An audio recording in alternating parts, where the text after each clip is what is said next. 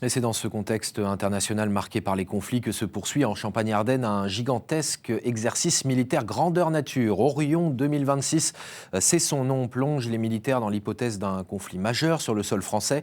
Après des manœuvres terrestres menées notamment au lac d'Amance, place désormais aux opérations aériennes en Haute-Marne. Geoffrey Tridon et Lucie Philippot. Largage de drone FPV depuis la Gazelle. Ouais, impact bien copié. Cible détruite, mission accomplie pour la 4e brigade d'aérocombat.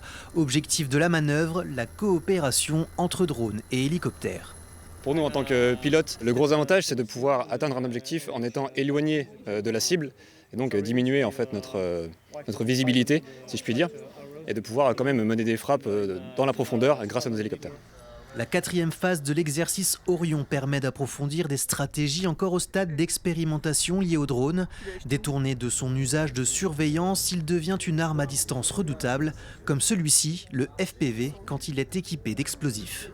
On peut imaginer actuellement des charges de 500 grammes à 1 kg sur des drones de cette dimension. 500 grammes à 1 kg, ça permet de détruire éventuellement un véhicule léger de type 4x4. Ça permet éventuellement aussi d'immobiliser un blindé. Et les opérateurs qui faisaient office de plastron de cible ont entendu le drone FPV dans les 5 dernières secondes avant la frappe. Donc trop tard. Beaucoup trop tard. Pour les cibles plus grosses, il y a ce drone, le Dédale. Il verrouille une cible par laser jusqu'à 8 km pour une frappe par missile d'hélicoptère Tigre. Le drone s'impose comme un acteur clé des conflits.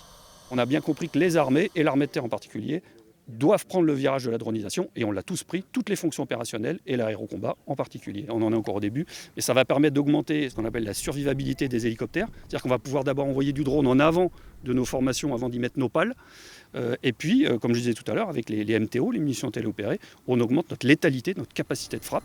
La guerre de demain se joue déjà dans les airs. Cet entraînement d'ampleur exceptionnelle en est la preuve. Orion s'achève, mais le défi ne fait que commencer.